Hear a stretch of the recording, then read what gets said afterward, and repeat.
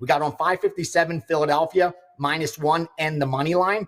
We got on 564 Dallas at +5, Dallas +4.5, Dallas +4 against the Lakers. No surprise, they're a little bit overvalued at this time of the year. And finally, the LA Clippers. I think someone's got to be out because we laid the 6.5, we laid the 7. That's one of those numbers that kind of matter in NBA. And they came back and said, lay the 7.5 as well. So they really like the Clippers. That's why I think you're probably looking at a painted 8 across the screen. Now, in Major League Baseball, here's what we're at. We're at game 952. First game on the board. It's an early one. St. Louis and Pittsburgh. They went under 8 last night. This morning, it got bet back up from 7.5 back to 8. They came back and bet more money on the under 8. So it looks like a disagreement between the baseball guys that I work with and another group out there because we like under 8. They like over 7.5, and we were able to bet it twice. Late last night, early this morning. 960 under 9 in Philadelphia and Atlanta, all the way up to -125. Stopped at the overnight because I think they went to 8.5 pretty quickly. But on the side, we did bet Atlanta -120 last night. Laid the -125 this morning with them also. Same thing with 963 Houston. After betting them at -120 last night, they laid -125 this morning. They laid -130 this morning as well on Houston. So Atlanta and Houston, both of those follow through. 976, the Cubs, another one. 145 last night, laid the 150 today. So you can see they're betting some favorites where earlier the first 2 weeks it was nothing but dogs. 976 under 8, -105, all the way to -115 on Texas and the Cubs. That was this morning because when it's at the Cubs, they usually don't put an overnight. They want to see how the weather does. And they went the 8, where with the side, we were able to bet the Cubs last night and then the Cubs again this morning. And then 928, Oakland, another follow through as dogs last night, +116, +105, even laid -105. That wasn't enough money this morning. So take some -110 as well. That's what I did. That's why you're looking at Oakland a little bit higher favorite now. And that same game over 9.5 at -105, -110. And today it was at 10 even money, and they took the even money as well. That was my loser yesterday, my only loser in baseball. I went under in that San Diego Oakland game.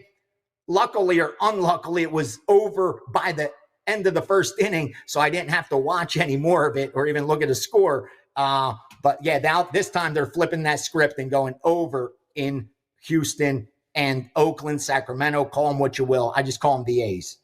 You find these streaks and you keep riding them. And we're going back to Rasmus Andersson, Calgary, over 1.5 shots on goal. And these are the ones that the books are just not really that focused on. They got their attention on other things. So we'll just keep taking these kind of obscure players. This guy's gone over in 9 straight games, Prez. We just keep cashing this for clients. 5.7 shot attempts in the last 10 games. Yeah. 2.6 shots on goal last 10 games. And he gets the perfect matchup, literally the perfect matchup. And I'm Ducks' worst team in the league at allowing shots on goal. They allow 32 shots on goal per game. So if Calgary gets 32 shots on goal tonight, Rasmus Andersson, we just need him to have 2. And he's gone over in 3 straight games against Anaheim. Again, this is one of these props where you just play it over and over and over again. We're not looking for 1-0 on these props. We're looking for 5-1, 6-2. And Rasmus Andersson's been great. 9 straight winners. So it's definitely a client play for us today. This is another one that we just keep playing over and over and over again. So Quickley, he's playing for the Raptors, and the Raptors should be tanking, except their players play really hard, and they end up winning some of these games, and Quickley's one of them. Now, he doesn't play all the time. They kind of sit him, and they're kind of doing some load management for some of his injuries, but when he plays, he goes over his rebounds and assists. The number has moved to 9.5. We're going to take the over in 9 straight games, 13.2 potential assists and 7.4 rebound chances per game the last 10. Those are the exact numbers I'm looking for. When I'm looking at rebounds and assists, I want the potential assists and I want the rebound chances to be double or more of what the line is. So he only needs to get 10 rebounds and assists. And when I combine the potential assists and rebound chances, that's 21. So that just absolutely checks the box. He's gone over in 7 straight home games. He had 10 and 18 in the last 2 games against Charlotte, and Charlotte is tanking. You can score 1 million points on this team. The Hornets allow 6.7 rebounds and 8.7 assists to point guards. That's over 15. We only need Quickley to get to 10. So we'll keep riding Quickley over his rebounds and assists. When we build these cross-sport parlays, we start with one main leg, and that leg is McLaren double podium. Lawrence, we've been talking about this for the entire Formula One season. McLaren have the best cars. They did double podium again last week, and that was on a track that you simply could not pass at. Max Verstappen got out to a lead. The McLarens couldn't get around him. Doesn't matter. They cashed the double podium like we told you they would.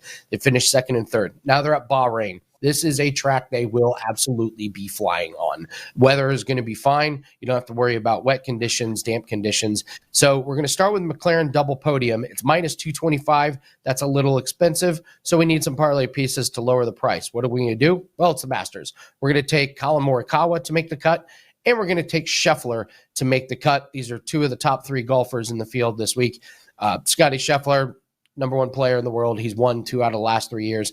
Colin Morikawa was always in the top 10 at the Masters. So you simply put those 2 players to make the cut. You combine it with McLaren double podium, get you around the minus 118, and that is how we build a cross-sport parlay. Keegan, so basically we're always going to look at 2 things: current form, course history. So current form, Keegan, 10 top 22 finishes in his last 13 starts, including a win last fall at the BMW Championship. Thompson, since he won the John Deere Classic last July, he's only got 4 top 25 finishes in 17 starts, including 2 missed cuts in his last 4. So obviously Keegan wins the form battle.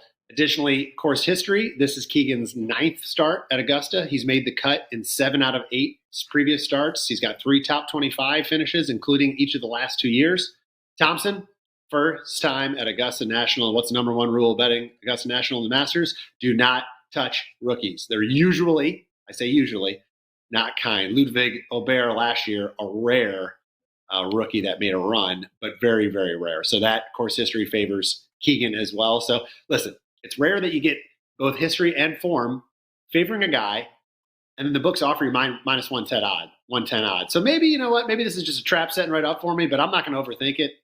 Everything is checking the boxes to go with Keegan, so I think Keegan beats Davis Thompson. The one thing missing for him at Augusta National is his experience. This is only his 3rd start at Augusta, and he didn't get the invite the last 2 years, but he did have respectable finishes when he did go. So he played in 21 and 22. He finished tied for 12th, tied for 23rd. So pretty solid for his first 2 go-arounds, but he's a much better player, much more consistent player now than he was back then even. Aside from, his experience at Augusta, his current form is up there with the best right now. He's got 3 top 11 finishes in just his last 4 starts. He was tied for 6th at the Waste Management Phoenix Open, tied for 11th at the Arnold Palmer Invitational, 9th at the Players. So good form. The history maybe not quite there, but a little bit of it, and it was successful when he was there. And you combine the strong fields where he had all those finishes with that history. I think it's going to provide him a good week this week. Everything looks that way. The one last little tidbit I'll throw in there, it's not in any sort of number or anything you're going to find like that. Robert McIntyre is a lefty. And I bring that up because Augusta National is a place that actually rewards lefties. We've had a lot of lefty success here. Bubba Watson, multiple winner Phil Mickelson, multiple winner Mike Weir. So, listen, is it going to be the thing that makes it only going to bet lefties this week? Of course not. But there are a lot of dog legs to the left, and cut shots for a lefty going that direction are a lot easier to hold, a lot easier to do. It's hard for these guys to draw the golf ball with these drivers nowadays. So just one little extra, let's call it a 1.5% edge being a lefty. Other than that, his form and his experience here are good enough for me. I think he's top 10. He's plus 400, 4-1, or top 20 is plus 150. And I just want to remind everybody, the Masters field, you're going to see this in the odds. Like you'd probably expect McIntyre to be plus 250 to plus 300 at like a U.S. Open. But the Masters field is only 95 players. And you got to remember 20 of those are off the bat or throwaways. So you got amateurs, you got all the past champions, that are, 50, 60 years old. So it's reflected in the odds. But I do think he's going to have winners. Listen, truth be told, I'm asking a lot here because Corey Connors the week to bet him was last week. He's only won twice on the PGA Tour, and both were at the Valero Texas Open. So we are asking a lot, but he's coming in great form. He's playing as well as anyone tee to green right now. 4 straight top 20 finishes, including 3 top 10s. Sean mentioned Augusta National is tailored to ball striking and tee to green game, and it's the number one correlated stat line to look at when you're looking at winners, and why so many world number one players and top players have done well here is because that's why they're number one. So he is up there with those guys, and he might not be the best. He's not your Scotty, he's not your Rory, but he ranks a respectable 14th in strokes gained tee to green over the last year, the last 12 months. Yet he sits around 25th or so in terms of the odds and favorites this week. So I like that disparity, right? We're getting value on a guy that should probably be, I don't want to say half a number, but maybe 40 to 1. So I think he puts good value on 60 to 1. You got a guy like Brooks Koepka, he's 30 to 1. He's just got 1 top 15 finish in his last 14 starts on a much weaker live tour. So, like, that's the comparison to me. I'm like, I just don't agree with the pricing on Koepka. Does he get over the finish line? I know we're asking a lot, but like I always do, I like to back that up. Top 10s 4 to 1, and he's got 3 top 10s in 7 starts at Augusta. So he can certainly do that in top 20 plus 160, but I do think he can give us a chance on Sunday. Right now, and that golfer for me is Dustin Johnson. Back, obviously, it's a bit ago, back in February of last year, but he won in Las Vegas on the Live Tour, and he was quoted by saying, "I'm shocked with my finish. I haven't been practicing mainly at all. I barely picked up a club when I was taking a break." So, and if you look at his form ever since then, leading up into this week, it's showing that way. It's showing that he's not practicing. He's bleeding strokes to the field on approach, and he's consistently losing 3 to 4 strokes on the field in putting. And while the putting stat category is not necessarily something that is going to lead you to winning the at Augusta and the Masters, it's definitely a stat category to make you lose at Augusta and the Masters. You can put yourself in some really bad spots, and a 2-putt is phenomenal from where you can end up. And the way he's hitting his irons, I don't think he's really going to be flagging them and giving himself good birdie looks. I think he's going to be struggling to scramble and struggling to make pars, even if he can knock it on the green. And on the flip side of that, we've got Sepp Straka that's averaging around 5 strokes gained on approach figures against the field. And he's doing that, in the Players' Championship and the Arnold Palmer, drastically tougher courses than what you see on the Live Tour, and just better competition to play with. So, and I don't mean to be a broken record, but I'm going to say this a few times in my analysis on the show, but tee to green is a big stat category at Augusta, and in his last 4 starts, he's gained roughly around 6 strokes on average on the field, and it's a big thing for success. Keep yourself out of trouble, make birdies when you can, and hopefully a lot of easy pars, not stressful pars. It's similar to what we talk about in baseball with pitching. It's there's pitchers that have tougher outs and more stressful pitch counts when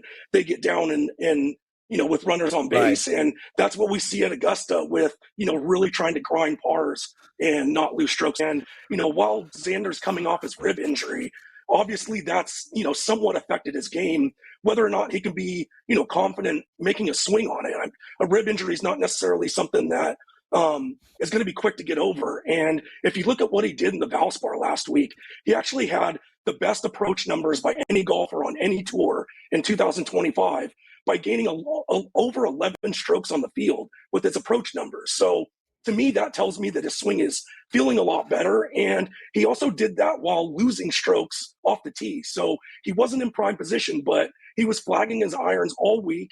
And like I said, in the previous analysis, tee to green numbers are massive at Augusta and getting in the right spots. And so if he's hitting his irons that well going into this week, I just think that he's trending on the upward angle coming off that injury.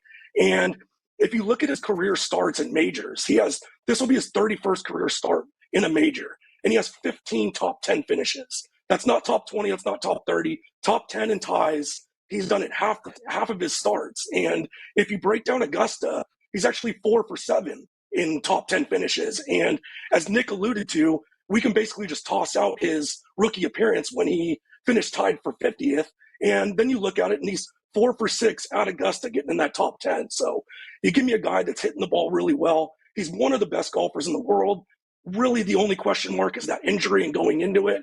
But I think he answered a lot of those questions last week with the way that he played. So getting around plus 160 on Xander Schauffele to finish, top 10, I just think there's a lot of value there for somebody that is playing as well as he has and has the course history. Lean on Shane Lowry, who's playing he's quietly well lately. He had a second place finish at the AT&T Pebble Beach.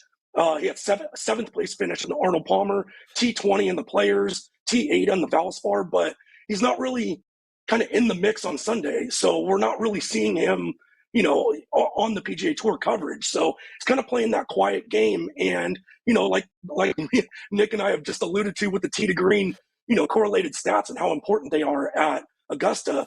If you look at Shane Lowry, he hasn't lost strokes tee to green to the field since last June in the Memorial. So he's playing really well. He's playing a little bit more on the quiet side. And really, he just needs to figure out the putter. Like I said earlier, you're not going to win the Masters by gaining a bunch of strokes on the field putting, but you can definitely lose it by losing strokes putting. So if he can just kind of be around even, he doesn't necessarily need to gain a lot of strokes, but if he could just get that happy median of, 0 strokes putting, I really think that he's going to be around Sunday. And I think that we're getting a healthy number at 45 to 1, considering how well he's playing going into that.